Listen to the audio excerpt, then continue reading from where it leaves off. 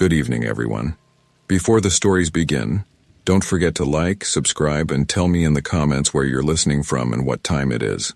The more you engage, the more these chilling tales will return to your feed. Now, let's step into the dark together.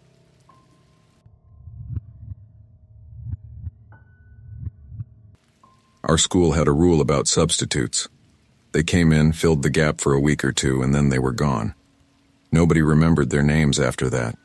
They were placeholders, background noise, until Mr. Ketcher. He showed up at Jefferson Middle right after Christmas break.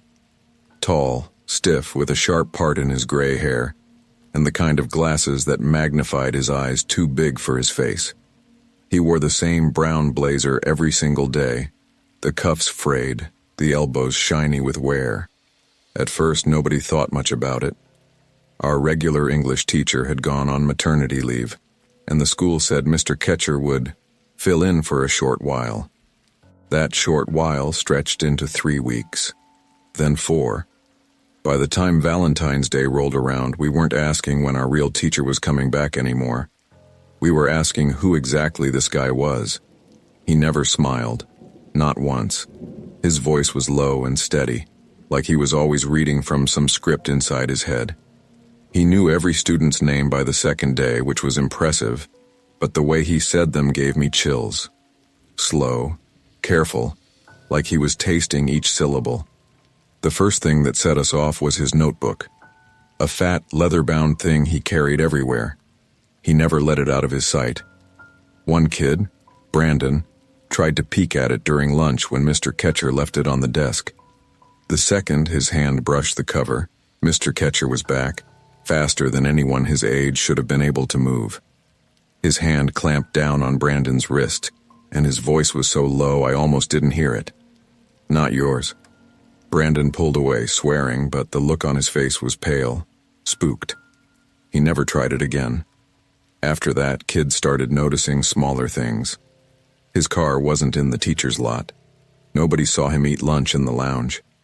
When the final bell rang, all the other teachers packed up. But if you walked past room 209 an hour after school, his light was still on.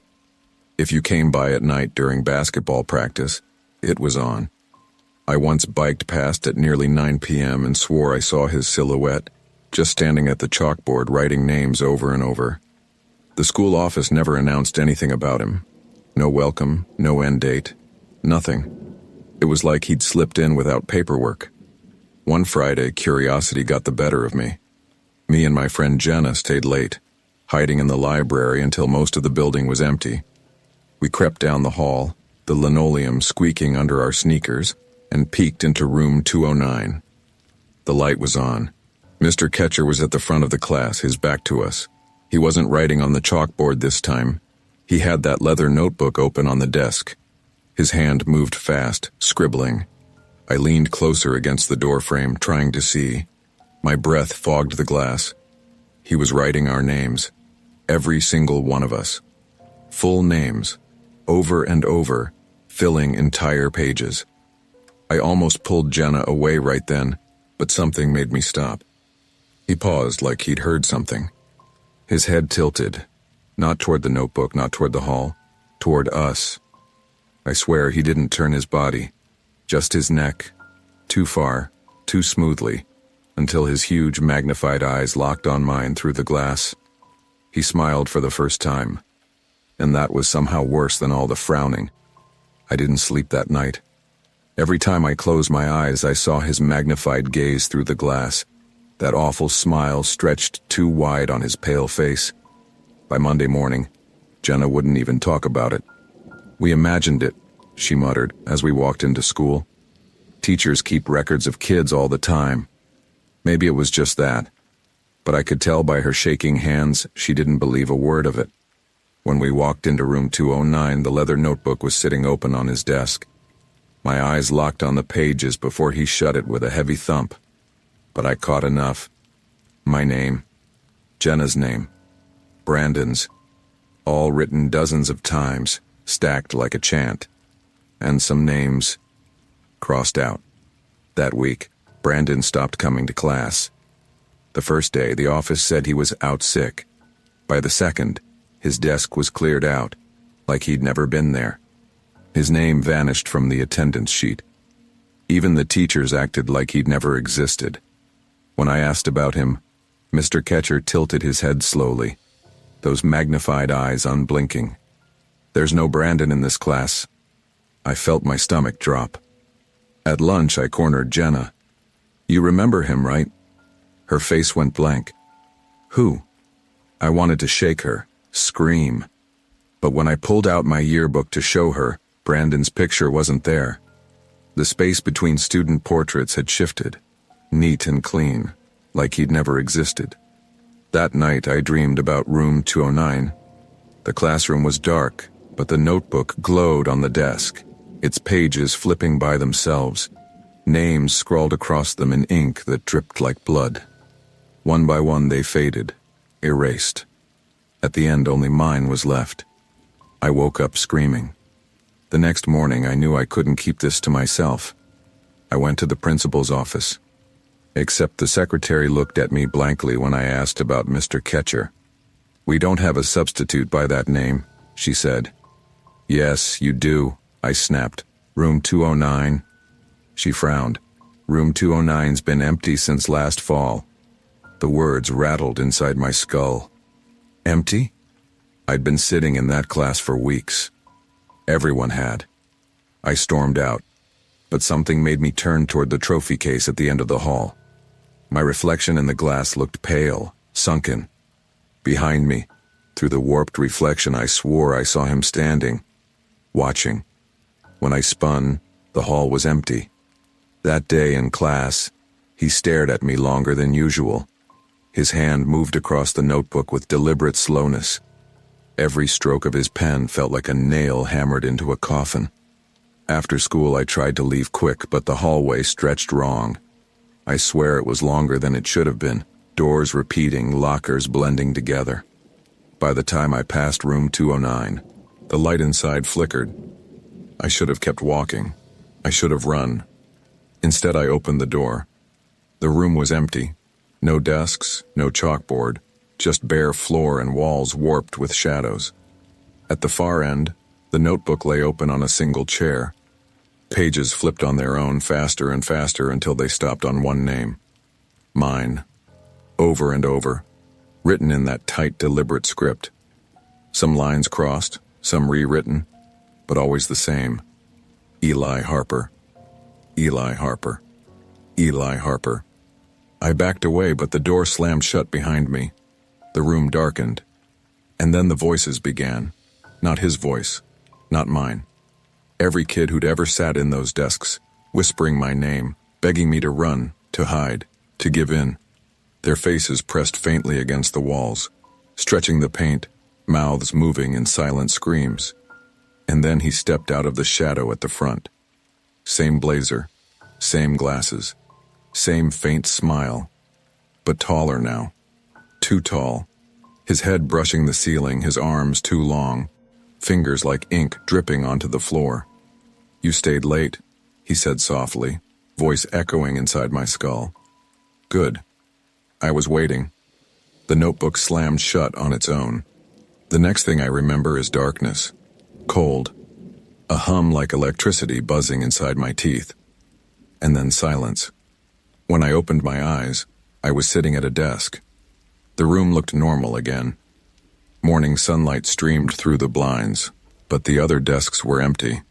And when I looked down, the notebook was open in front of me. My name filled every page. At the top of the list, in fresh ink, a new word appeared. Absent.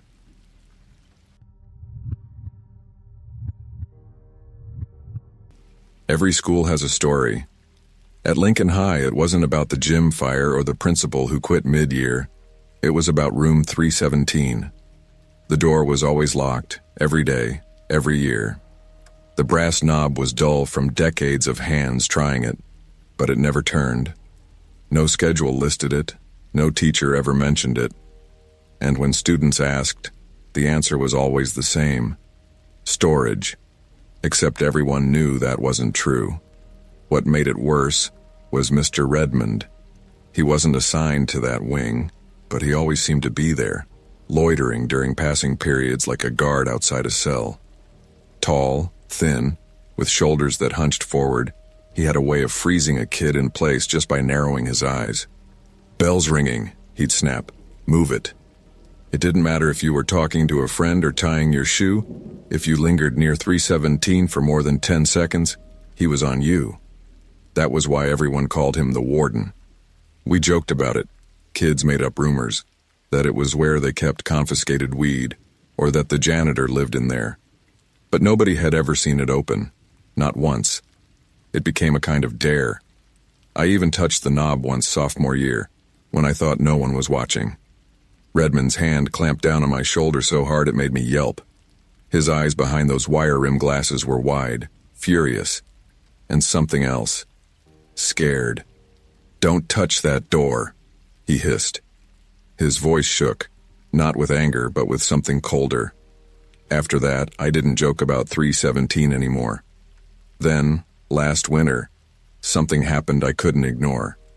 I stayed late for a chemistry project, alone in the lab until nearly 5. The halls were empty, the building humming with that lonely after-hours echo. I was halfway down the science wing when I heard it. A scrape, long and slow, coming from farther down the hall. At first I thought it was a janitor moving a chair. Then it came again. Another scrape. Then a thud, muffled, followed by a sound that froze me in place. A voice. Thin. Weak. Just loud enough to carry under the door of room 317. "Hello?" My books slipped from my arms and hit the tile with a crash. The voice cut off instantly, like whoever was inside realized they'd been overheard. My heart slammed against my ribs as I stared at the locked door. I wanted to call out, but I couldn't. That was when I heard footsteps. Sharp. Purposeful. I turned just as Mr. Redmond appeared at the end of the hall, walking fast. He stopped when he saw me, and for a second we just stared at each other. Then his eyes flicked toward the door behind me and back. "What are you doing here?" His voice was low, cracking at the edges. I muttered something about finishing a project, but he didn't respond. He just stepped closer until he was a foot away, and I noticed his right hand resting on his pocket, fingers curled tight around something inside. "Go home," he said finally. His tone left no room for argument. Now. I went. That night, I couldn't shake the sound of that voice. I texted my friend Lacey, told her what I'd heard. Her reply came fast. "You don't know?" she wrote. "Kids have been disappearing from this district for years, always called runaways. My cousin swears she saw one of them once, said he was banging on the glass of 317. My stomach twisted. I wanted to argue, but I couldn't, because I'd heard the voice myself. The next day, I watched Redmond more closely. He carried a key ring clipped to his belt, heavy with dozens of keys, but one stood out. Brass. Old, worn smooth with age. He fiddled with it constantly, rubbing it between his fingers when he thought no one was watching. And every time his gaze slid toward the hallway where 317 waited. By the end of the week, my curiosity had burned into something heavier. Obsession. I couldn't stop thinking about the scrape, the thud, the whisper begging for help. That Friday, I told Lacey my plan. We'd stay late, hide until the halls were empty, and then check 317 ourselves. She rolled her eyes, called me insane, but in the end she came anyway. We tucked ourselves into a corner of the library until the last janitor's cart squeaked down the hall. When the silence settled, we crept out, our footsteps too loud on the empty floor. The farther we went, the colder the air felt. The door loomed at the end of the corridor, paint peeling, brass knob dull. My heart hammered as I reached out, touched it. Cold. Solid. The lock held tight when I tried it, no give at all. I backed away, breath shaking. That was when we heard it. The scrape, long and slow, then a thud, then soft and desperate. "Please, let me out." Lacey's hand clamped down on my arm, nails digging into my skin. Her face was pale, eyes wide. I stared at the door, frozen, pulse roaring in my ears, and that was when I saw something glinting on the floor near the water fountain. Keys. A whole ring of them, heavy and metal. I picked them up with a hand that wouldn't stop trembling. Among them was the brass key, older than the rest, smooth as a coin worn by countless thumbs. My stomach dropped. It had to be the key to room 317. The keys jingled in my hand like they were alive, like they already knew what I was about to do. Lacey's face was ghost white under the dim hallway lights. "Don't," she whispered, her voice sharp and tight. "Please. Whatever's in there, it isn't right." But the brass key felt heavy, different from the rest. I couldn't walk away, not after hearing that voice. My hand shook as I slid it into the lock. For a second, I thought it wouldn't fit. Then, with a soft click, the bolt turned. The door groaned as it opened a few inches. A wave of air hit us, foul, damp, metallic. It smelled like something rotting under the floorboards, mixed with rust and mold. Lacey gagged, covering her nose, but I pushed the door wider. The room wasn't storage. The windows were covered from the inside with sheets of warped plywood. Fluorescent lights flickered overhead, buzzing weakly. Desks were stacked against the far wall like barricades, and in the center, shackled to a radiator, was a boy. At first, I couldn't process it. His hair was matted, his uniform shirt torn, his skin pale and gray under the sick light. His wrists were raw, the cuffs digging into open sores. He lifted his head slowly, eyes milky, mouth trembling. "Please," he whispered, voice cracked and dry. "Help me." I stumbled back. My throat closed, bile rising.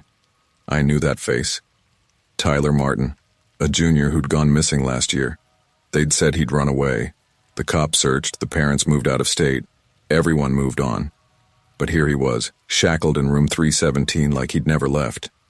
Lacey's nails dug into my arm. Oh my God, he's alive. Tyler shook his head weakly. His lips cracked as he rasped, "No, not alive. Not really." Before I could even ask what he meant, footsteps thundered in the hall. Hard, fast, coming closer. "Mr. Redmond." I lunged to shut the door, but the shadow was already stretching across the threshold. The knob rattled violently, and then his voice came through. Low, flat, almost inhuman. "You shouldn't be here." The door burst open with a force that rattled the walls. Redmond stood there, his glasses flashing under the buzzing light, his face unreadable except for the cold fury in his eyes. He didn't shout. He didn't even look surprised. He walked past us first, straight to Tyler, crouching down beside him. His hand brushed the boy's face almost gently. "You've lasted well," he murmured, voice trembling with something like pride. "But you're fading. I'll need fresh blood soon." Then his head turned toward us. Slowly. Too slowly. His eyes pinned us like insects. "You'll do." Lacey whimpered, and that was enough. He moved faster than I thought possible, thin frame lunging with unnatural strength. He ripped the stacked desks aside with one hand and clamped his other hand around my wrist. His grip was ice cold, crushing, as he dragged me toward the radiator. The empty shackles clinked, waiting. I thrashed, clawing at his arm, but it was like iron. "Stop," I screamed. "You can't." "You don't belong out there," he hissed. His voice cracked, strange, like it carried two tones at once. "You belong in here. You all do." Lacey grabbed the brass key from my hand and swung it at him, slamming it into his arm. He let out a sound that wasn't human, a guttural roar that echoed in the room, and his grip faltered. I tore free, grabbed Lacey, and bolted for the door. The hallway twisted as we ran. The lockers seemed taller. The floor rippled under our shoes. Fluorescent lights buzzed, stretched, warped. It felt like the building itself was alive, bending to Redmond's will. His footsteps echoed behind us, impossibly close. We shoved through the exit doors into the freezing night. The air outside felt thin, sharp, too clean after what we'd just left. We sprinted across the parking lot until our lungs burned. not daring to look back until we were blocks away. When I finally stopped, bent over and gasping, the school loomed behind us, silent and still. Room 317's windows, boarded, dark, gave nothing away, but Tyler's rasp still echoed in my head. Not alive? Not really. I didn't sleep that night. The next morning I walked into class, my eyes scanning for Lacey. Her seat was empty. I told myself she'd be late. But the bell rang, and her desk stayed empty. By lunch, her name had vanished from the attendance sheet. Teachers didn't even flinch when I asked about her. Kids looked at me like I was making it up. By seventh period, her desk wasn't just empty. It was gone. Moved like it had never existed. My blood went cold. At the end of the day, I walked past room 317, heart hammering. Redmond stood there as calm as ever, his key ring swaying at his side. His thumb rubbed slowly over the brass key. His eyes found mine and lingered. And for just a second, in the narrow pane of glass on that locked door, I swore I saw her face. Pale, gray, pressed against the inside, mouth moving in a silent scream.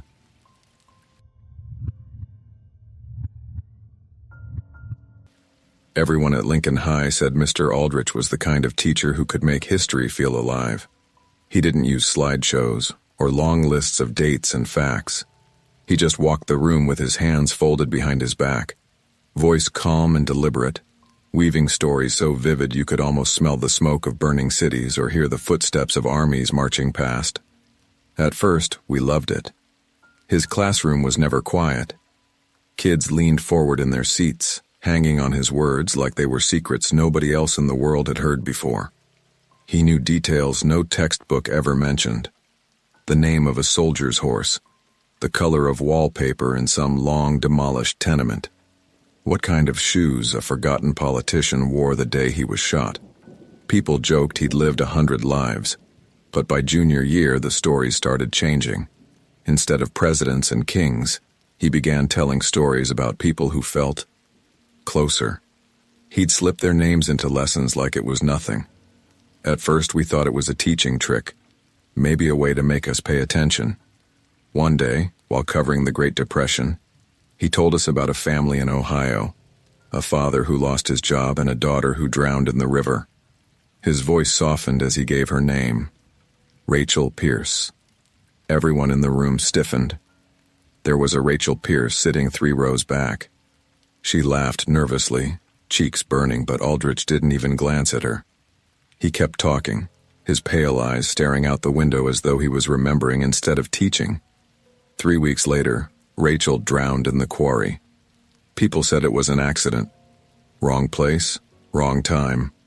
But none of us could forget that Aldrich had spoken it first. After that, we listened differently. Every word he spoke felt dangerous. During a World War II unit, he told us about a young soldier drafted too early, shot down before his 19th birthday. He said the name like he was delivering a eulogy. Michael Raines. Our Michael Raines sat in the back of the room frowning, arms crossed. That fall, Michael vanished on a hunting trip. They found his rifle propped against a tree, but no trace of him. By winter, the whispers started.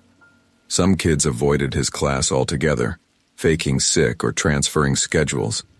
Others sat in silence, eyes glued to their desks, praying he wouldn't say their names. It wasn't just superstition anymore. It felt like a curse. Every time he paused mid-lecture, you could feel the tension coil through the room. 20 kids holding their breath. Would it be them? Would today be the day he spoke their fate out loud? I kept my head down, but I couldn't ignore the way his eyes lingered sometimes when he scanned the room. The way his pale lips pressed together like he was biting back words. Then came Monday morning. Cold, gray, the kind of day where everyone seemed half asleep.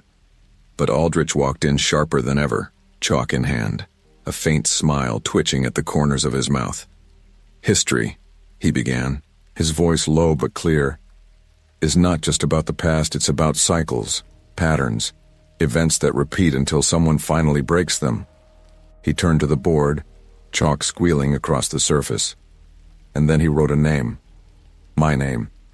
The chalk dust hung in the air as he circled it slowly. He set the chalk down and looked at me. Only me. "This one," he said softly, almost kindly. "This one is next." The room was silent. Nobody moved. Nobody breathed. All I could hear was the faint scratch of chalk settling to the floor. The chalk circle around my name seemed to glow under the weak classroom lights. Everyone stared at the board, then at me, like I'd already died, and they were attending the funeral. My stomach dropped, and for the first time I couldn't bring myself to take notes. I just sat there, pen shaking in my hand, waiting for the bell. Nobody spoke to me the rest of the day. Not even Lacey, who usually sat with me at lunch. I could feel them all avoiding my eyes, whispering behind their hands. By seventh period, I was sweating through my shirt, glancing over my shoulder every time the door opened, convinced something was coming for me. That night, I lay awake staring at the ceiling. Sleep wouldn't come. All I could see was the chalkboard, my name in harsh white letters, Aldrich's pale hand circling it like he was sealing a deal. My phone buzzed around 2 a.m. I grabbed it, grateful for the distraction. It was a message from an unknown number. Just a single sentence. "Don't go near the river tomorrow." My chest tightened. I wanted to believe it was a prank, but something deep inside told me it wasn't. The next morning, I didn't even want to walk into school. Every hallway felt like it was watching me. I crept into Aldrich's classroom just before the bell, hoping to avoid his eyes. But the moment I sat down, he began. "Today," he said smoothly, "we discussed tragedies that might have been prevented had the warning signs been heeded." He glanced at me briefly before continuing, voice steady, almost kind. "The current is strong this time of year. The ice is thin. The young never believe it will give way until it's too late." My throat went dry. He wasn't teaching. He was describing my death. After class, I bolted. I didn't even bother with my locker. Lacey chased me down the hall, grabbing my arm. "You can't ignore it," she hissed. Rachel laughed it off. Michael told everyone it was bullshit. And look what happened. I shook my head. Then what the hell am I supposed to do? If he's right no matter what. Maybe he's not right, she cut in. Maybe he just makes it happen. The thought hit me like a punch. Was Aldrich predicting history? Or writing it? That night I stayed home. I didn't go near the river. I didn't leave my room. I thought I'd beaten it, that if I refused to play my part, the cycle would break. For hours, the house was silent. I almost believed I'd won, until the screaming started. I rushed to the window. Red and blue lights flashed down the street. Neighbors poured onto their lawns. 2 houses down, near the drainage ditch that fed into the river, paramedics were hauling a stretcher. My stomach dropped when I saw the body bag. It wasn't me. It was Lacey. My phone buzzed again. A new message from that same unknown number. History corrects itself. The next morning, I walked into class in a daze. Lacey's desk was gone, her name erased from attendance. Nobody remembered her. Nobody but me. Mr. Aldrich stood at the front, hands folded behind his back. His pale eyes locked on mine, and that faint smile curved his lips. "Some students," he said softly, "never learn their place in the story." He picked up the chalk and underlined my name again. And in that moment I realized something that made my blood run cold. He wasn't finished with me yet.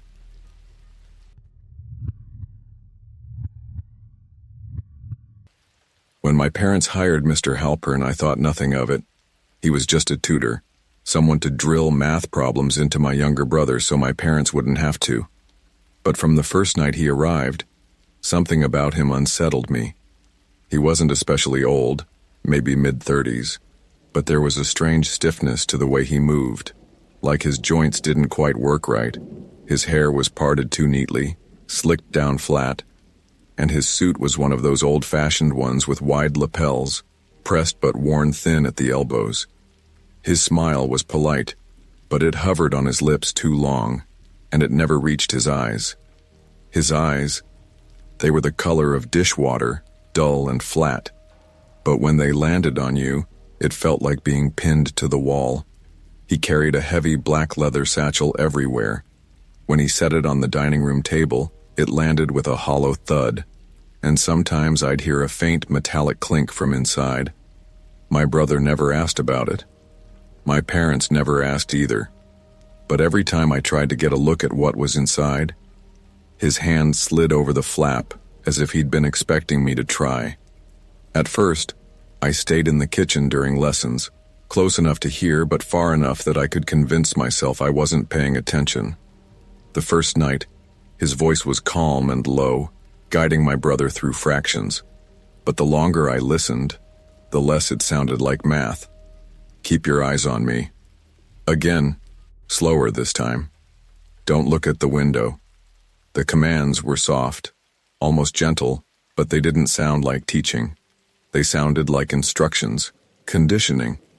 By the end of the first week, I noticed changes in my brother. He'd sit at the table long after the lesson ended, pencil in hand, staring at the page as if he was still waiting for Halpern to tell him what to write. At night, I'd hear him whispering in his room. At first I thought he was going over homework, but the words weren't equations. They were names, strings of numbers, dates. His voice was flat, mechanical, like he wasn't even awake.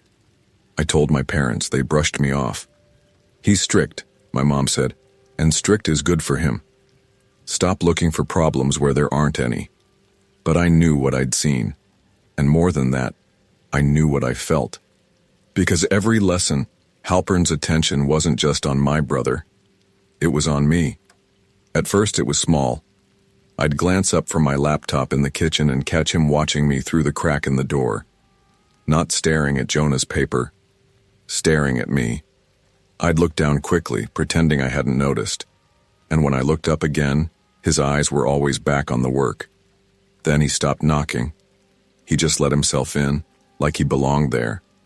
Once I came down the stairs and found him in the entryway with his coat still on, staring at the family photographs on the wall. His gaze wasn't on my brother's pictures. It was on mine. "You look older in these," he said quietly. His voice was almost admiring. I didn't answer. My skin crawled, but I forced myself to walk past him like it was nothing. By the third week, I couldn't shake the feeling that he wasn't just a tutor. He was studying us. Studying me. The same way he drilled Jonah with those endless numbers. He never ate or drank when he came. He never coughed, never sneezed, never shifted in his chair the way normal people do. He was too still. And when he walked past me in the hall one evening, his sleeve brushed my arm. Cold. Not just cool from the winter air outside. Cold like touching metal. That night, when my parents were late getting home, I was the one who answered the door. He stepped inside before I even moved aside, his satchel brushing against my hip as he passed. He paused for a moment in the hallway, his head turning toward me slowly. "You shouldn't listen in tonight," he murmured. His voice was low, almost kind, but the words made my stomach twist. "It's not your lesson." He went into the dining room with my brother. But I couldn't stay away. I crept closer, heart hammering, until I could hear through the thin wall. My brother's voice was faint, reciting names and numbers in a monotone. Not math. Never math.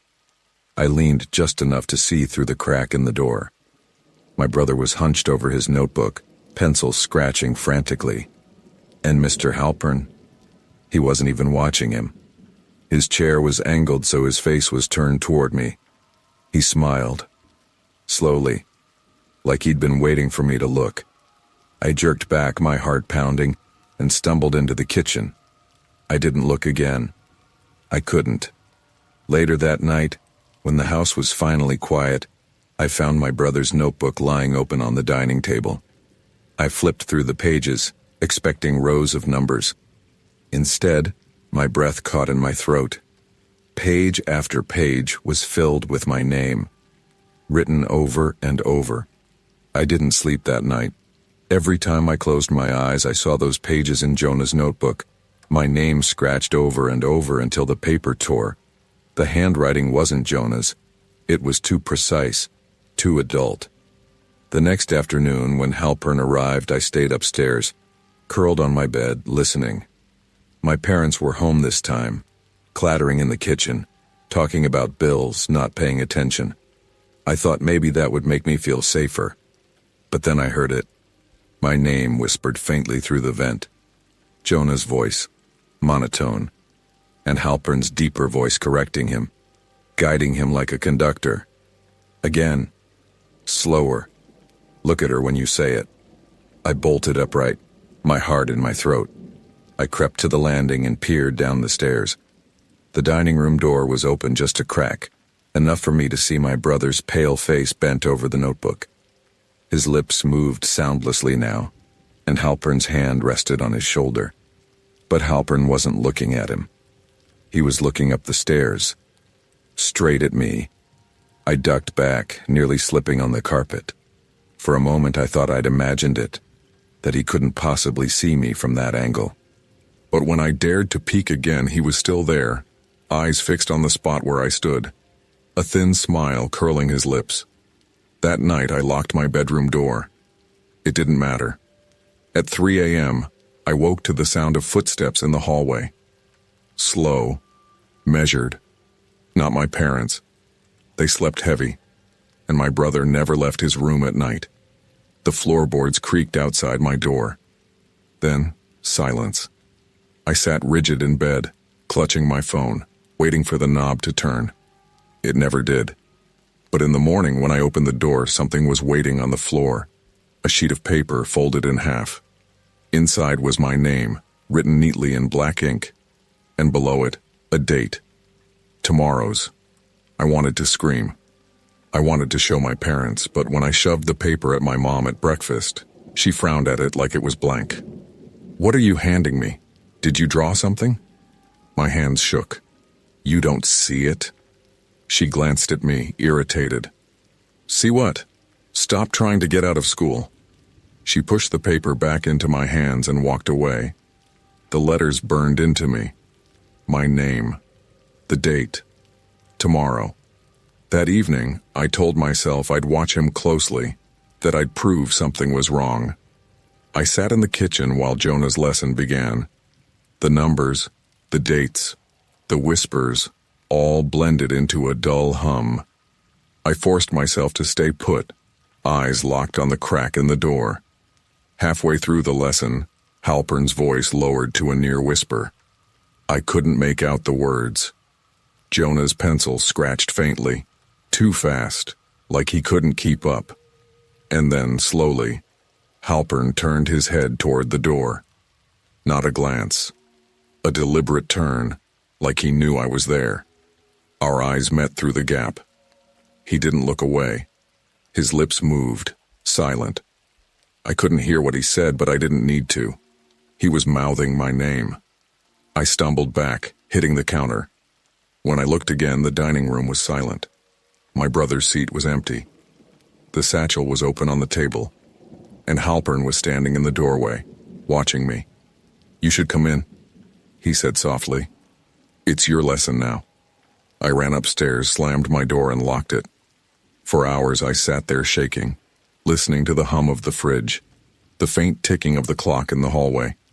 But underneath it all, I could swear I still heard his voice, low and steady, whispering my name over and over, drilling it into me like he had drilled those numbers into my brother. By morning, the paper with my name and the date was gone. My desk was bare, like it had never been there at all. When the doorbell rang that evening, I refused to answer it. My parents did. They laughed, thanked Halpern, waved him in. He set down his satchel and looked up the stairs.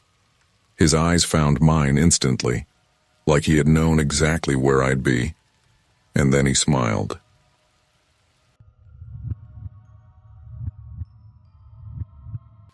The first night with Mr. Havelock, I told myself I was overreacting.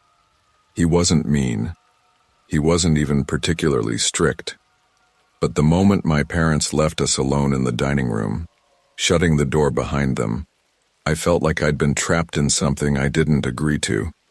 The room itself seemed to change when it was just us. The chandelier above the table buzzed faintly, shadows quivering on the walls even though there was no breeze. He sat across from me with his briefcase resting on the chair beside him, his pale hands folded neatly on the wood, watching me with that faint, steady smile. "Let's begin," he said. It wasn't a suggestion. At first it looked like normal work. He gave me a sheet of paper and told me to write an essay. Not about Shakespeare or grammar or anything you'd expect. His prompt was, "Describe your bedroom in detail." I hesitated, but he tapped the table with one finger, patient but firm, until I picked up the pen. I wrote about the posters on my wall, the dresser by the window, the lamp that flickered sometimes when the bulb was loose. When I slid the paper across the table, he didn't mark it, or even read it in front of me. He slipped it silently into his briefcase. The second session, the prompt was, "What do you hear before you fall asleep?" I wrote about the hum of the refrigerator downstairs, the creak of the pipes when the heat kicked in, the faint rumble of my father's snoring. He nodded, smiling, and tucked it away. The third session, the prompt changed again. "Who do you think is watching you when you're alone?" My pen hovered above the paper. I told him I didn't want to answer that one. He leaned closer, the smile never leaving his face, and said, "Don't worry, you don't have to lie to me." I wrote something quickly just to get it over with, but when I looked back at the words a second later, I didn't even remember writing them. The sentences were too smooth, too strange. Not mine. The weeks blurred together, and the questions grew sharper. What would scare you most if it happened in this house? What could someone take from you without you noticing? What dream do you never tell anyone? I started dreading the sound of the doorbell at 7 p.m. My stomach twisted when his soft footsteps crossed the hall, when he set down that briefcase with its hollow thud. My parents adored him. So professional, so dedicated, and never questioned the way he kept the door closed or why I always came out pale and shaky after our sessions. By the second week, I'd started noticing things that shouldn't have been there. My essays weren't where I left them. Once, when I reached into my backpack, I found one of the prompts inside my notebook in handwriting that looked like mine, except I'd never written it. Another time, I woke up with a sheet of paper on my desk, filled with paragraphs in my own hand, describing a nightmare I'd had years ago, but never told a soul. The more I thought about it, the less I could trust my own memory. One night, when he went to the bathroom, I couldn't resist. My heart hammered as I reached for his briefcase. The leather creaked faintly as I eased it open. Inside were neat stacks of papers, clipped into bundles. At first I thought they were my essays, my handwriting, my words. But as I flipped through them, my stomach turned to ice. They weren't all mine. Some were written in different styles, jagged, rushed, cramped, but all of them looked familiar. Pages upon pages of secrets, descriptions of bedrooms that weren't mine, dreams I'd never had, fears I'd never confessed. And then I saw it. A section clipped apart, labeled in neat handwriting with my name. Every sheet was filled with sentences I knew I had never written, memories, details, thoughts that belonged to me but hadn't come from me. The last page was blank, except for the date at the top, tomorrow's date, and under it, one word, written in Mr. Havelock's careful, even script. Final. I didn't tell anyone what I saw in Mr. Havelock's briefcase. What could I even say? That my tutor was keeping a folder of my thoughts, my fears, things I hadn't even written? That tomorrow was marked as final? If I'd told my parents, they would have smiled politely, embarrassed, and said I was being dramatic. They liked him too much. They trusted him. They would never believe me. So the next evening I tried to run. When the clock ticked toward 7, I grabbed my coat and backpack, planning to slip out the back door before the bell rang. I made it as far as the porch before the sound stopped me. 3 measured knocks. Not rushed, not impatient. Each one deliberate like a countdown. I froze. The air felt heavy, like the house itself was holding me in place. My father answered the door. "Mr. Havelock, come in, come in." The tutor stepped inside, coat dry even though the sidewalk was wet from drizzle. He carried the same briefcase, polished to a shine. He glanced at me immediately. His eyes didn't widen in surprise. They didn't change at all. He had known exactly where I would be standing. Ready for tonight's session? His voice was soft, kind, but I felt the trap closing. I followed him into the dining room because what else could I do? The moment my parents drifted upstairs, the door clicked shut behind them. The briefcase landed on the table with a soft thud. This time he didn't hand me a prompt. No paper, no pen. He simply folded his hands and stared at me. The silence stretched until my ears roared. Finally, he spoke. Read. He slid a stack of pages across the table. My own handwriting stared back at me. Paragraphs about my room, my habits, my dreams. Then newer ones I had never written. Detailed accounts of what I thought while brushing my teeth. What I felt when I peeked into his briefcase, what I planned when I tried to run tonight. My blood went cold. These are yours, he said gently. You've been a wonderful student, so open to sharing, so easy to learn. I pushed the pages back, shaking my head. I didn't write these. His smile deepened, not cruel, not mocking, approving. That is the lesson. You don't write them. You live them, and I preserve them. He opened the briefcase wider. I glimpsed other bundles inside, each clipped with a different name scrawled neatly at the top. Dozens of them. Maybe hundreds. What do you do with them? My voice cracked. He leaned forward, voice dropping. They're histories, records of lives that would otherwise vanish. You'd be amazed how much can be taken if it's written first, how much can be replaced. I shoved the papers back toward him, heart racing. I don't want to be part of this. For the first time, his smile faltered. Just slightly. He tilted his head. You already are. Tonight is simply your final lesson. The chandelier above us flickered. The shadows on the wall lengthened unnaturally, stretching across the ceiling like ink spilled in water. My chest tightened, every breath shallow. Pick up the pen, he whispered. I shook my head. My hand clenched the edge of the table so hard my nails bit into the wood. Pick it up, he repeated, calm but sharper now. The room seemed to tilt, the walls bending closer. My arm moved against my will, fingers trembling as they wrapped around the pen lying beside the paper. Write your ending. Tears blurred my vision as the pen scratched across the page. Words poured out, not from me, but through me. Sentences forming faster than I could think them. My wrist ached, but the pen wouldn't stop. Every line described me in the past tense. Where I sat, what I feared, how the session ended. When the final sentence landed, I dropped the pen, chest heaving. My name stood at the bottom, signed in a hand that looked like mine but wasn't. Havelock smiled warmly, almost like a proud father. He slipped the paper into the stack and closed the briefcase. The shadows shrank back to their corners. The air lightened. That will be all, he said softly, rising from his chair. When my parents came downstairs 10 minutes later, he was gone. The dining room door stood open.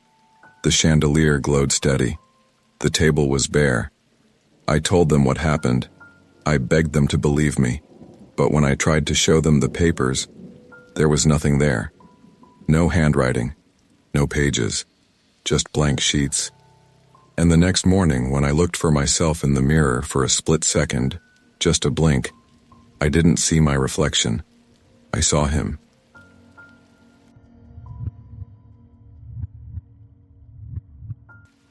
By the time I was 16, orchestra didn't feel like music class anymore. It felt like survival. Mr. Corbin had always been popular with parents. He gave speeches about how music saves lives, how the discipline of practice would carry us into adulthood. The principal called him the soul of the school. But the students, the ones who sat in that room day after day with his eyes on us and his baton slicing the air, we whispered different things we never said loud enough for him to hear.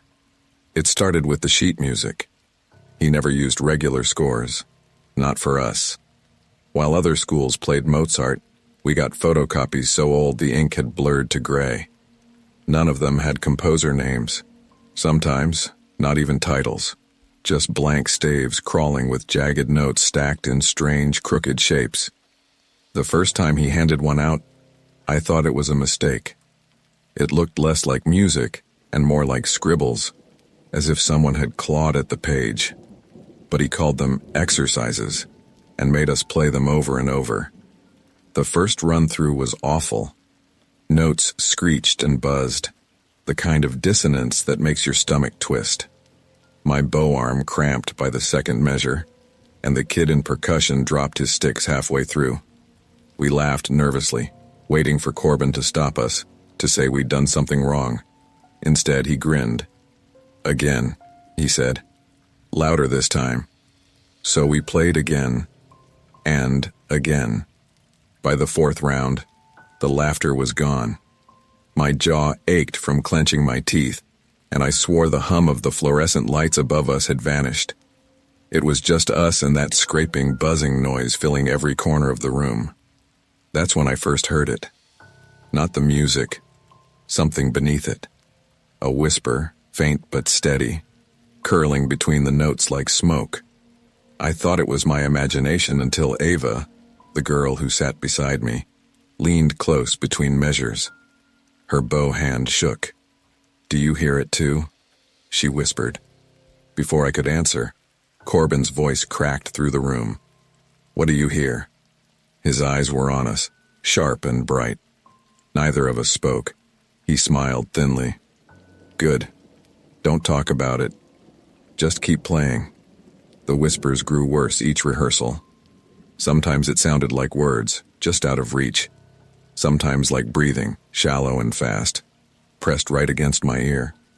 A few kids quit orchestra altogether, switching their schedules to gym or art. But the rest of us stayed, too scared to explain why we wanted out. By the second week, people looked sick. One of the cellists threw up in the hallway after practice. Ava scratched her arms raw under her sweater sleeves. I started getting headaches that pulsed in time with the bow strokes. None of us told Corbin.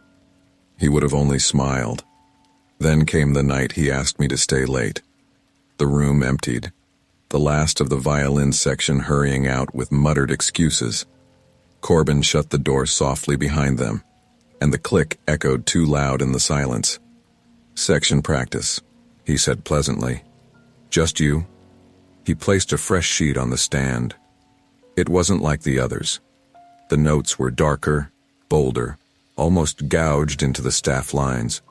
The title at the top was in a language I didn't recognize, letters jagged like they'd been carved with a knife. "Play," he said. I hesitated. The shadows stretched long across the risers, the air heavy, but his eyes pinned me where I sat. So I lifted my bow. The first note rasped out, and instantly the air shifted. The hum of the ceiling lights cut off. The room felt bigger, cavernous, like the walls had slid farther away. My chest tightened. "Keep going," Corbin urged. My arms moved stiffly, bow dragging, fingers pressing. The melody wasn't a melody at all. It was a rhythm, a pattern, like someone knocking on a locked door. My stomach dropped as the measures climbed, harsher, faster, the sound grating like metal on bone. And then, from inside the upright piano against the wall, something answered. 3 dull thuds, slow, heavy, then silence. I dropped my bow, heart pounding. My ears rang in the sudden quiet. Mr. Corbin leaned forward, eyes gleaming with something that wasn't pride or excitement. Something hungrier. "Don't stop," he whispered. "You almost had it open." I told myself I wouldn't go back, that I'd make up an excuse, tell my parents I was quitting orchestra, transfer out of the class if I had to. But the next morning when I woke up, the sheet music was on my nightstand. The one with the jagged title. I hadn't brought it home. I knew I hadn't. But there it was, waiting. My parents didn't believe me when I tried to explain. It's just practice, my dad said. Corbin says you've got real potential. Don't waste it. That night, I sat in bed staring at the page. The notes seemed darker than before, the lines warped like they were bending toward me. I shoved it under my mattress and tried to sleep, but at 3 a.m., I woke to the faint sound of strings, bow strokes, coming from nowhere and everywhere at once, and underneath, 3 dull knocks, like someone tapping from behind the walls. The next rehearsal, nobody talked. We all looked pale, exhausted, but Corbin's smile was brighter than ever. Excellent progress, he said. We're almost there. Ava's hand shot up, trembling. Almost where? Corbin didn't even glance at her. Again, from the top. We played until our fingers bled. My bow arm shook violently, but I couldn't stop. The notes dragged out of me like I was only the instrument, not the player. The whispers rose louder, threading words I couldn't quite understand. And then, during a rest measure, I realized I wasn't hearing them with my ears. I was hearing them inside my head. Open, open, open. That night, Corbin asked me to stay behind again. Ava grabbed my arm as I packed up. Don't, she whispered. Don't stay. Don't give him what he wants. Her eyes were wide, bloodshot, desperate. But Corbin's hand landed gently on my shoulder, guiding me back to the stand. One more lesson, he said softly. The room emptied. The door clicked shut. He placed the same sheet music in front of me, but this time, every line of it pulsed faintly, like veins lit under skin. My stomach churned. From the beginning, he instructed. I lifted the bow. My arms moved like they weren't mine. The first notes screamed into the silence.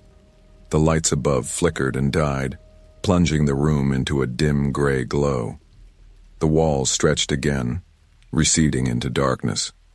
Keep playing, Corbin whispered. His voice was no longer calm. It shook with excitement. You're the key. The music grew faster. The rhythm pounded like a fist slamming a door over and over. My vision blurred, but I saw the piano across the room vibrate. Its lid rattled as if something inside was pounding to get out. Then came the knock. Not 3 thuds this time, but a flurry. Furious, relentless, shaking the floor beneath my chair. The final measure loomed. My bow dragged across the strings, screeching. My fingers pressed down until they cramped, and when the last note shrieked into the air, the piano split open. The sound that followed wasn't music. It was screaming. Darkness poured out from inside the instrument, thick and writhing like smoke alive with teeth. Shapes moved in it, thin arms stretching, faces pressed against the black haze like they were clawing to be free. The whispers roared into shouts, names I almost recognized, voices layered on voices until I couldn't breathe. I dropped my violin. It clattered against the floor. But the music didn't stop. The notes kept playing, bow strokes dragging across strings that weren't in my hands anymore. My instrument floated upright, strings sawing themselves, as if invisible fingers were finishing the measure. Mr. Corbin stood in the center of the chaos, arms lifted, his face radiant. "Do you hear them?" he shouted over the roar. "Every student, every player who came before you, still inside the music." I stumbled back, hands clamped over my ears. The faces in the smoke turned toward me, mouths stretched wide. Ava's face among them, eyes hollow, screaming silently. I bolted for the door. My hand hit the handle, but it wouldn't turn. Behind me, the orchestra played itself, dozens of instruments rising in a cacophony of shrieks, booze scraping, drums pounding like heartbeats. "Finish the piece," Corbin roared, "or it won't close." The darkness surged closer, icy hands brushing my skin, pulling at my hair. I grabbed the bow off the floor and, trembling, dragged it across the strings of my violin one last time. The final note screeched out. The smoke recoiled. The piano slammed shut. The room snapped back into silence. Mr. Corbin lowered his arms, sweat dripping down his face. He smiled. "Well done. he said softly. Class dismissed.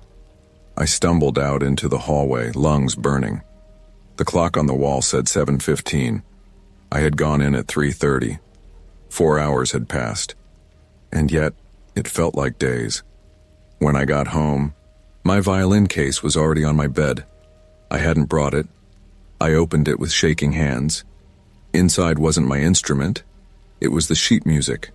The title still jagged and unreadable, the notes still pulsing faintly like veins, and scrawled across the bottom, in Mr. Corbin's handwriting, "Next rehearsal, you lead."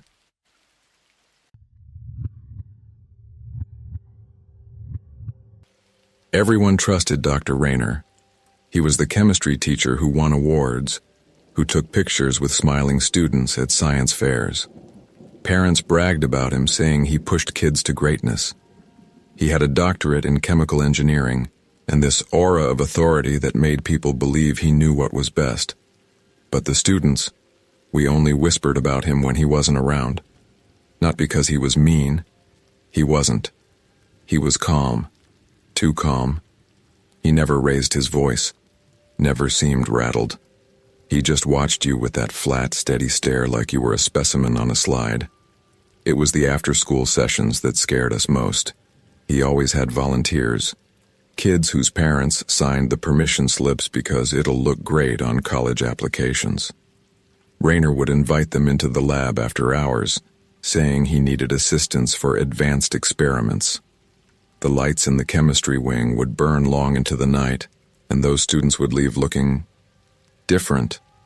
Not injured, not bleeding, just hollow. Their eyes ringed with shadows, their skin a little grayer like they hadn't slept in weeks. And they stopped talking about the sessions.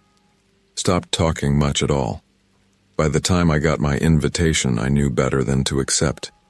But Rayner didn't ask. He just slid the paper across my desk, his eyes never leaving mine. "Tomorrow," he said. It wasn't a request. The next evening, I walked into the chemistry lab and felt like I was entering a different building. The bright posters about safety and lab rules had been stripped from the walls. The air smelled metallic, sharp, undercut with something sweet and rotten. The counters weren't lined with the usual beakers and test tubes. They were covered in jars. Jars filled with things I didn't recognize. Things that pulsed faintly under the fluorescent light. Rayner shut the door and locked it. The click echoed through the empty halls. "We'll begin with you," he said. He didn't give me goggles or gloves. He didn't hand me a textbook. He placed a single empty flask on the counter between us and said, "Fill it." I blinked at him. "With what?" His smile was faint, clinical. "With yourself." I thought it was a joke until he rolled up his sleeves. His forearms were pale and hairless, veins standing out like blue wires. He picked up a scalpel, pressed it lightly against my wrist, not breaking skin yet, but close enough that my pulse hammered beneath the blade. "Every experiment requires reagents," he said softly. "The human body has everything we need: water, salt, proteins, memory." He tapped the flask with the scalpel. Clink. I tried to back away, but the door was locked, and the jars on the counters rattled faintly as if stirred by something inside them. Shapes pressed against the glass, shapes that looked disturbingly human.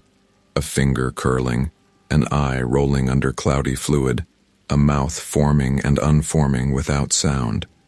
"This is how we learn," Rayner whispered. "How we improve. How we make something new." The scalpel pressed harder. A thin line of red welled against my skin. And for the first time, I understood what had happened to the volunteers. They weren't helping with experiments. They were the experiments. The sting of the scalpel was shallow, but it was enough. A bead of blood slipped down my wrist and into the waiting flask. Dr. Rayner's expression didn't change, but his eyes lit faintly, like he'd confirmed a theory. "See?" he murmured. "Simple, effective. You're already part of the solution." I yanked my arm back, but he caught me with surprising strength. His grip was cold, clinical, like metal clamps tightening. He set the flask aside and gestured to the jars lined across the counters. "Do you know what chemistry really is?" His voice was calm, as if he were lecturing in class. "It's not formulas or equations. It's transformation. Taking what exists and making it better." He lifted one of the jars. Inside floated something pale, vaguely human-shaped. Its head was tilted back, mouth frozen in a silent scream. Its chest rose and fell faintly, as if it was still breathing, or trying to. My stomach lurched. "These were my first volunteers," Rayner explained. "Too much taken, not enough balance, but each one gets me closer." He set the jar down gently, like it was precious. "Every mistake teaches me more." I stumbled backward, my shoulder hitting the counter. The jars rattled. Eyes floated up to meet mine. Dozens of them, cloudy and unblinking, rolling in the liquid as if they knew I was there. Rayner placed the flask back in front of me. Again. "I'm not doing this," I whispered. My voice cracked. His smile returned, faint and patient. "You already are." The door was locked. The windows were sealed. The fluorescent lights above buzzed faintly, flickering as if the air itself was thinning. I could barely breathe. "Sit," Rayner ordered. I didn't mean to obey. My legs just gave out. I sank onto the stool as he set out more instruments. Scalpels, syringes, tubes coiled like veins. He slid a tray toward me, each tool gleaming under the light. "Every student leaves something behind," he said. "Some more than others. That's how knowledge grows, one experiment at a time." He raised a syringe, long and empty. The needle gleamed. "Your blood is simple, but what I need is deeper." I shook my head violently, tears burning my eyes. "Why me?" His smile never wavered. "Because you're curious. You peeked. You wondered. That makes you perfect. Willing minds always yield the best results." The syringe hovered near my temple. I screamed, twisting, knocking the tray off the counter. Metal clattered against the tile. A jar toppled, rolled and shattered. The liquid spilled across the floor, reeking of rot and chemicals. Something pale and wet slid free. A human hand, bloated and gray, twitching as if alive. It clawed across the tile toward me. Rayner didn't flinch. He crouched beside the broken jar, watching the hand writhe. "Even in failure," he murmured, "there is progress." I scrambled to the door, pounding my fists against the unyielding metal. My voice tore out of me, hoarse, begging for help. No one came. No one ever came. Behind me, Rayner set the syringe down and lifted the hand gently, cradling it like a child. He turned back to me, eyes glowing with something that wasn't pride or excitement, but hunger. "You can't leave yet," he said softly. "We haven't finished your trial." The other jars began to rattle violently, liquid sloshing against glass. Faces pressed against the sides, mouths opening and closing, releasing no sound. Fingers curled, eyes rolled, torsos twisted against the glass like they were desperate to get out. The lights flickered and the smell of chemicals grew choking, sweet and suffocating. I slammed my shoulder into the door again and again until, finally, mercifully, the lock gave. I tumbled into the hallway, gasping, stumbling on weak legs. But the moment I looked back, I wished I hadn't. Dr. Rayner stood in the doorway, framed by the flickering light. The jars on the counters split open one by one, liquid pouring out, pale shapes sliding free onto the tile. They twitched, stumbled upright, their eyes blank, their mouths forming silent screams. And he just smiled, calm as ever, as the things crawled toward him. "Every experiment requires reagents," he called after me. And now, so many more to test. I ran, the stench of chemicals clinging to my clothes, the sound of shattering glass echoing behind me. When I reached the front doors of the school, they were unlocked. Wide open. The night air hit me like ice. I didn't stop running until my lungs burned. But the next morning, When I staggered back to class, praying it had all been some fever dream, Raynor stood at the front of the room like nothing had happened. His coat was crisp, his eyes calm. The lab smelled faintly of bleach. And when he passed back the homework, there was a smear of red across my page. Not ink. Blood.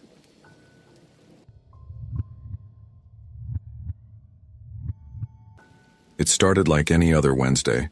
Math homework due, cafeteria food already making the hall smell faintly of grease. Nothing special. Then the intercom crackled. Students and faculty, please report to the auditorium. Mandatory assembly. The voice wasn't the principal's. It wasn't even familiar. It was calm. Too calm. Like someone reading instructions off a script. We all froze. Assemblies were never called without warning. A few kids laughed nervously, assuming it was some prank. But the teachers didn't. Their faces were stiff, pale, as they ushered us into the hallways. By the time we funneled into the auditorium, the air already felt strange. Stale, heavy. Rows filled quickly until every seat was packed. Kids spilled into the aisles. The noise of hundreds of whispers swelled under the dim lights. I sat wedged between my friend Mason and a girl I barely knew from English class. Everyone fidgeted. Everyone waited. The stage curtain was drawn shut. No administrators sat in the front row. No principal. No guidance counselors. Just an empty stage. 5 minutes passed. Then 10. The crowd grew restless. Someone shouted, "What's going on?" A teacher by the doors tried to leave, but the handles wouldn't budge. She rattled them harder, panic flashing across her face before stepping back quickly like she didn't want us to notice. And then the lights dimmed. A murmur rolled through the room, sharp and nervous. The curtain drew back with a groan of old pulleys. A man stood alone at the podium. He wasn't dressed like a teacher. His suit was pitch black, pressed crisp, too formal for a school event. His skin was pale, chalky, like paper left too long in the sun. His smile was small but steady, as if he'd been waiting for this moment a very long time. The microphone squealed once, then fell silent. He leaned toward it. "Class," he said. His voice was deep, resonant, filling every corner of the auditorium without effort. "Today is your final lesson." Uneasy laughter scattered across the room. Someone whispered, "Is this a play or something?" But the man didn't break. Behind him, the projector screen flickered on. At first, it looked like a slideshow, but the images weren't diagrams or bullet points. They were faces. Our faces. Each student's portrait appeared one by one. Not the yearbook versions, these were wrong. The smiles were twisted too wide, eyes hollow, mouths stretched into silent screams. The longer I stared, the more I felt my stomach churn. Gasps rippled through the crowd as everyone recognized themselves. Kids leaned forward, pointing. One girl shrieked when her own picture flashed, the same hoodie she was wearing that day, except in the photo her skin was gray, her eyes blacked out. And then my photo appeared. Same shirt I was wearing, same hair. But my expression wasn't one I'd ever made. My eyes were blank. My mouth hung open like I was in the middle of screaming. "This," the man said calmly, "is the syllabus, the curriculum you have all followed since the day you walked through these doors. Every name, every lesson, every hour has led to this moment." Teachers tried to stand, but their legs buckled.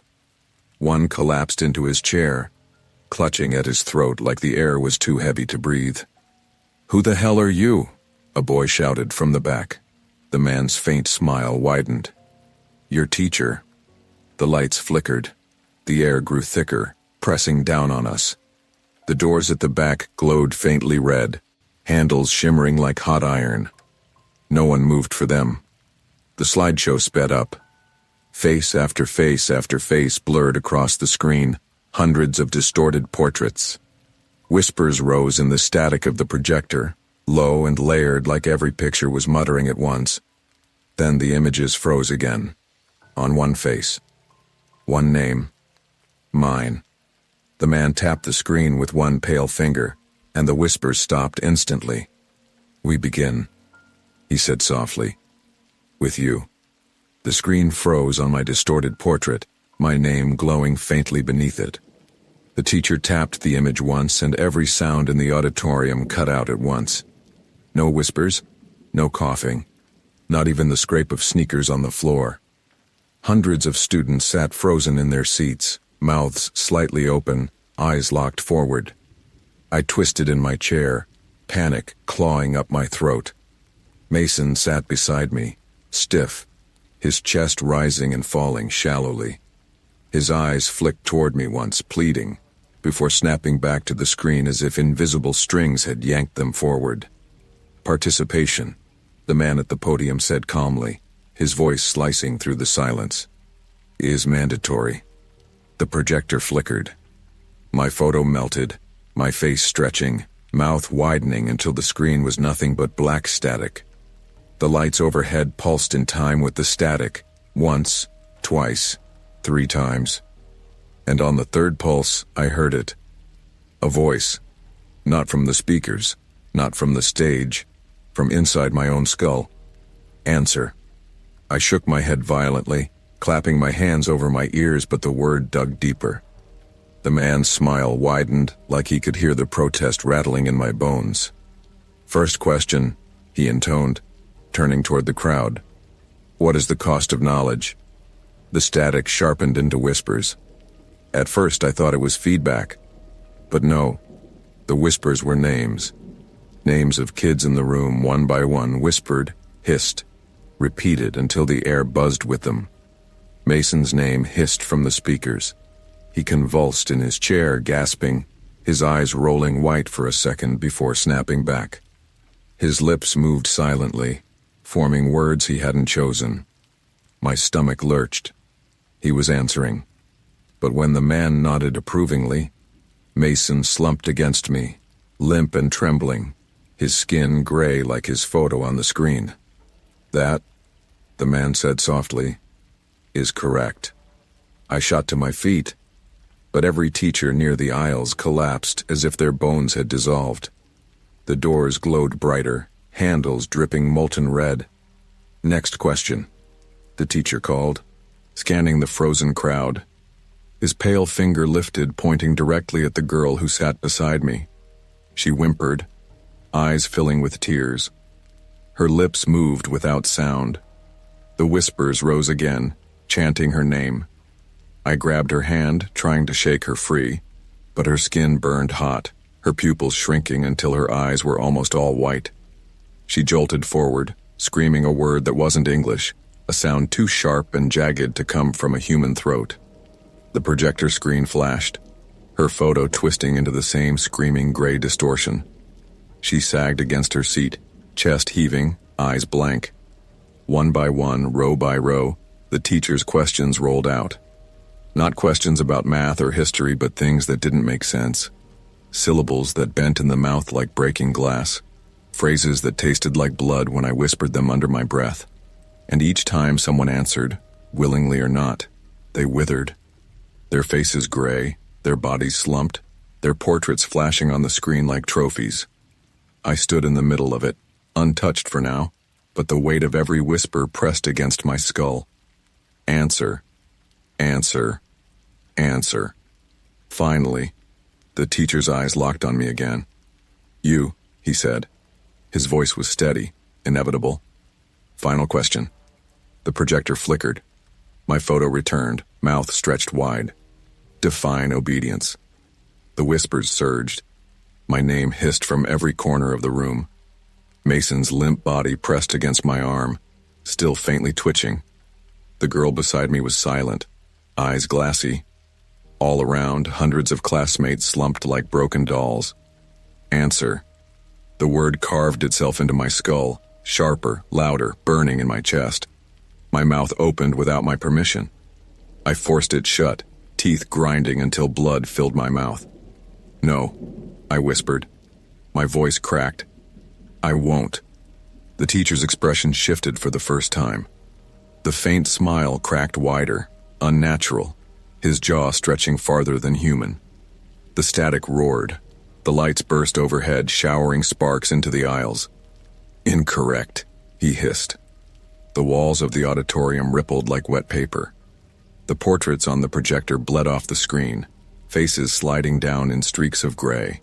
Shapes rose from them, shadows of students, thin and warped, crawling out into the aisles.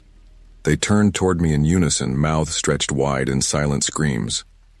I ran. The floor pulsed under my feet, soft as flesh. The exit doors glowed red hot, but I slammed into them anyway. My hand seared against the metal, skin blistering instantly. I screamed, shoved harder, until suddenly, impossibly, the door gave. Cold air hit me like a wave. I stumbled into the night, lungs burning, the whispers still chasing me.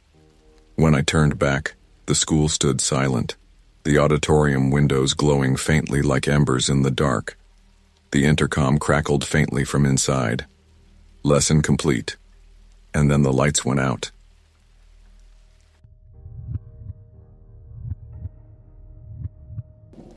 The flyer looked harmless enough. It was taped outside the counselor's office on cheap white paper, the ink smudged where a thumb had pressed it down. After school evaluations, get ahead for college. One-on-one guidance with Mr. Alden. Half the juniors signed up before lunch. Parents loved the idea. "That's exactly what you need," my mom said that night, her face lit by the glow of her phone as she scrolled through emails. "Colleges love initiative. Alden knows the system. This is free help. Don't you dare waste it." And that was that. The first session was a Thursday. I remember the building felt different after hours. The hallways longer, quieter. The classrooms dim except for the buzzing overhead fluorescents. You could hear the hum of the vending machines, the rattle of the air vents, things you never noticed during the chaos of the day. Mr. Alden's classroom was at the end of the history wing. The door was propped open just enough for me to see him at his desk, a folder in front of him, glasses sliding down his nose. He smiled when I walked in. Not big, not forced, just a small curve of his mouth like he'd been expecting me. "Come in. Sit down," he said warmly. "Don't be nervous." The desks had all been pushed to the walls, leaving just one in the center, facing his. I sat down, feeling exposed in the empty room. The blinds were closed. The only light came from the buzzing tubes above. "This isn't a test," he said, flipping open the folder. His handwriting was neat, precise. A few sheets were already filled with notes. "Think of it as a check-in. Colleges want to see more than grades. They want to know who you really are." That made sense. Or at least it sounded like it did. The first questions were easy. What subjects I liked, what I wanted to study, what clubs I'd joined. He nodded along, jotting quick notes, eyes flicking between me and the page. But then the questions started to drift. "Tell me," he said, tilting his head. "Who do you trust most in your family?" I hesitated. My mom, I guess." He wrote it down immediately, not looking at me, just murmuring. "Good. And the least?" I laughed awkwardly. "That's kind of weird." His eyes lifted then, calm but sharp. "There are no wrong answers." I swallowed and muttered something vague. He nodded, writing every word. "Next. What's the worst thing you've ever done? What's one thing you hope no one here ever finds out about you? If you had to give up a friend tomorrow, who would it be?" The way he asked them, flat even, never raising his voice, made it hard to refuse. And every time I paused too long, he just sat there, waiting.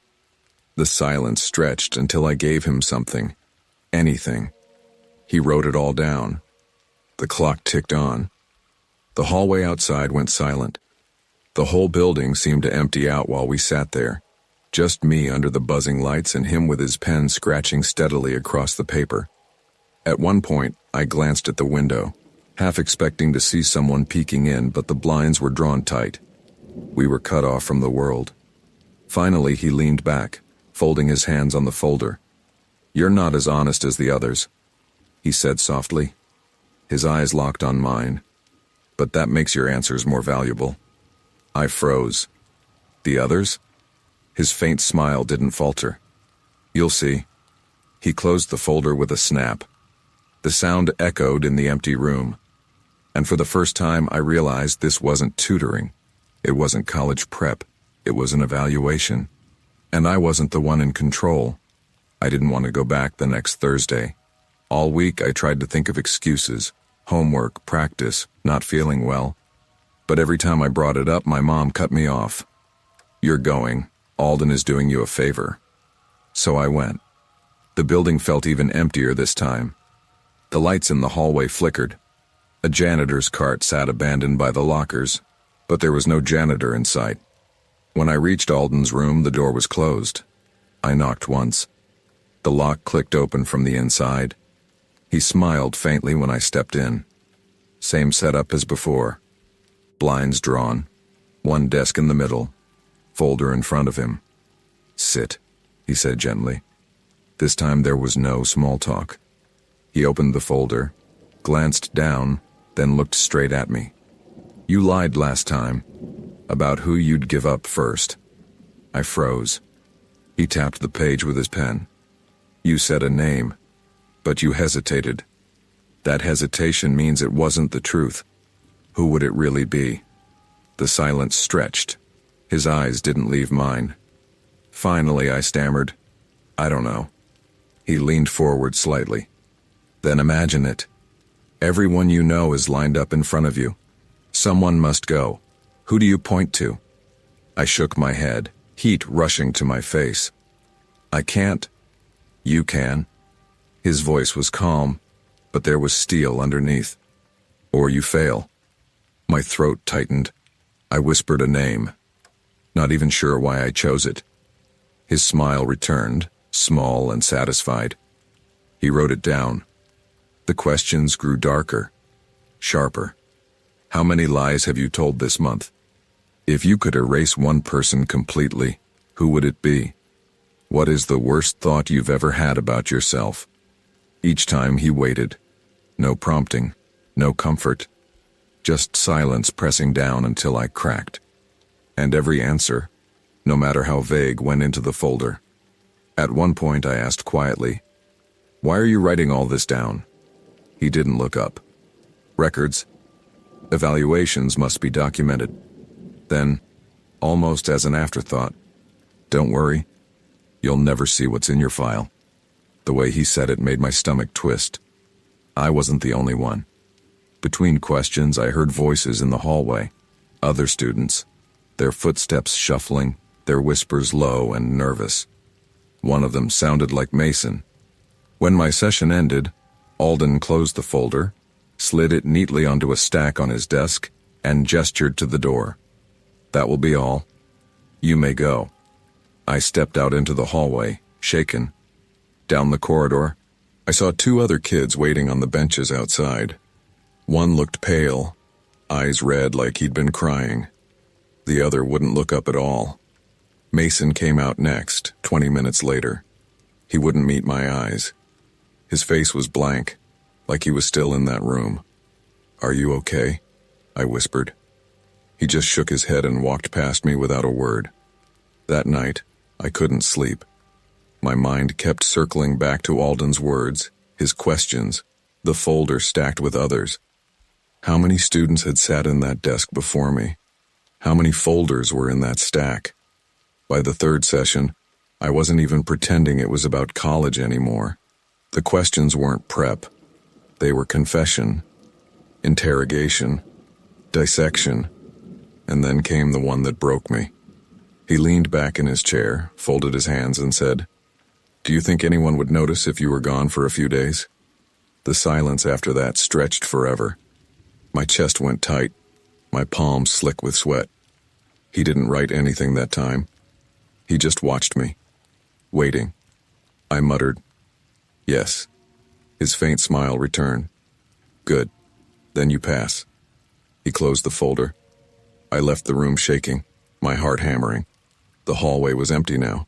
No benches, no waiting students. Just silence.